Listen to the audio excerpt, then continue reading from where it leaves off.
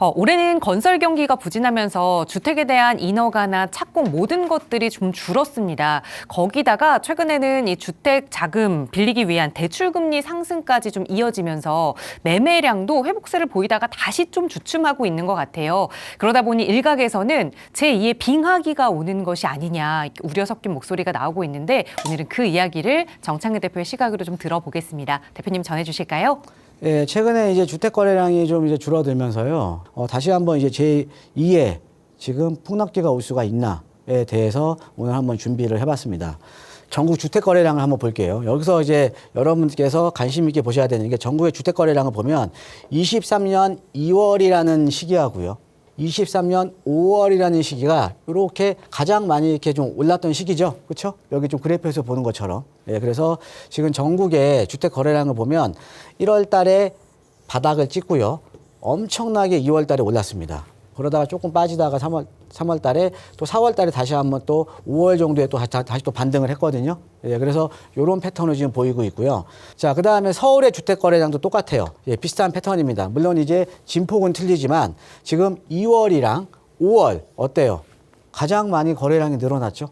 자, 2월이랑 5월 전국이나 서울의 주택 거래량이 가장 전달 대비해서 가장 큰 폭으로 늘어났구나. 그럼 이때 어떤 해프닝이 발생을 했겠죠. 그렇죠. 예.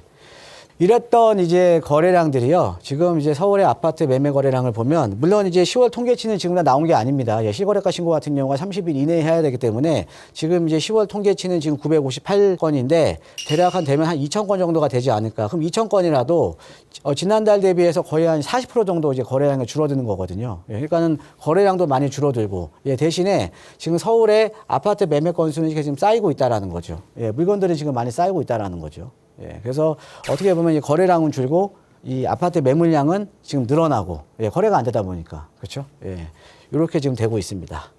그래서 아까 제가 2월 달이랑 5월 달이랑 비교를 하시라고 말씀을 드렸는데 먼저 특례보금자리론을 말씀을 드려야 될 것 같아요. 특례보금자리론 일반형이라는 게 있습니다. 일반형이 9억 이하예요. 9억 이하. 이런 그 보금자리 주택, 그러니까 보금자리 론 같은 경우가 6억 이하 주택에만 해당이 됐거든요. 그런데 일시적으로 9억 이하까지 또 대출 한도는 5억이고요. 이게 1월 30일 날 이제 출시가 된 거예요. 올해 1월 30일 날. 근데 특례 보금자리론 일반형이 나오면서 이게 9억 이하 아파트에 대한 매수자들이 엄청나게 늘어났습니다. 시장에 유동성을 많이 공급을 해준 거죠. 이게 근데 명절 전인 9월 27일 날 중단이 되면서 그러면서 지금 9월 달부터 거래량이 점점 줄어들고 있는 거죠. 그 다음에 요 한번 그래프를 한번 보시면요. 이 빨간색이 그냥 은행들 고정형 주택담보대출 금리고요. 그 다음에 요 파란색이 특례 보금자리론 이제 대출금리입니다. 그런데 이 대출금리가 4월 달에 역전이 돼 버렸어요. 자, 특례 보금자리론 출시가 돼서 2월 달에 확 거래량이 늘어났죠.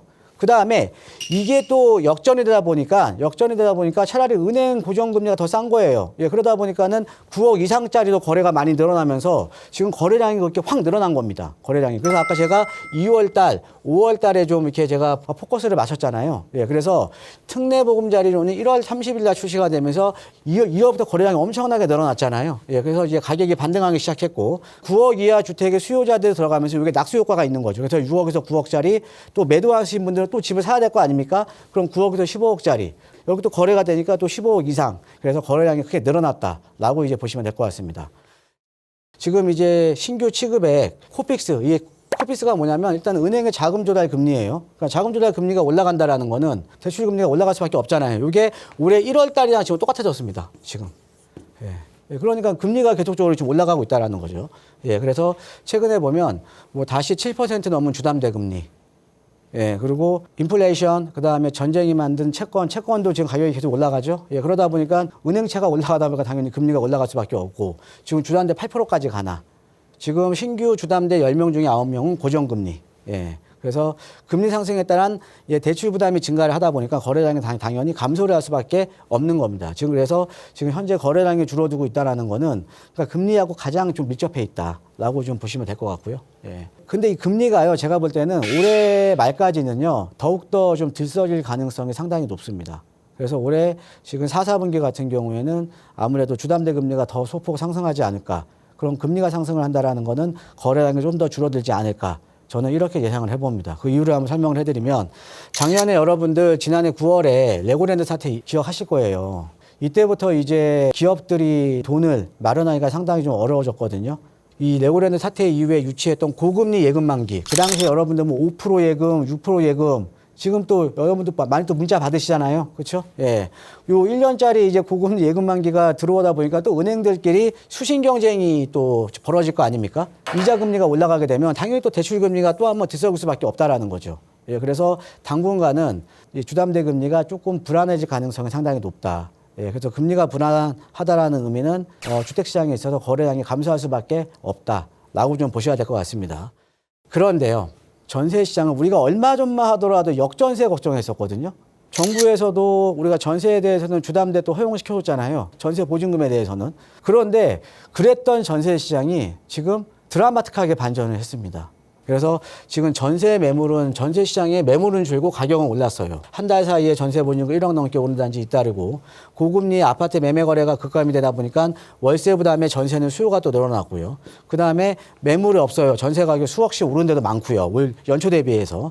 자, 그래서 우리가 역전세를 걱정을 했었는데 이 역전세에 대한 걱정이 지금 기후가 돼 버린 거죠. 자, 그래서 실제로 보면은 전세 매물이 지금 다 급감을 했습니다. 노원, 은평, 강서, 도봉, 강북 다 급감을 했고요. 근데 거기에다가 앞으로 서울의 입주 물량이요. 내년에는요. 올해 한 32,700가구 정도가 입주인데 내년에는 9,600가구예요. 자, 그러면 지금 올해 대비해서 내년에 30%밖에 안 되는 겁니다. 그리고 입주 물량이 나와야 전세 매물이 한꺼번에 쏟아 나올 거 아닙니까?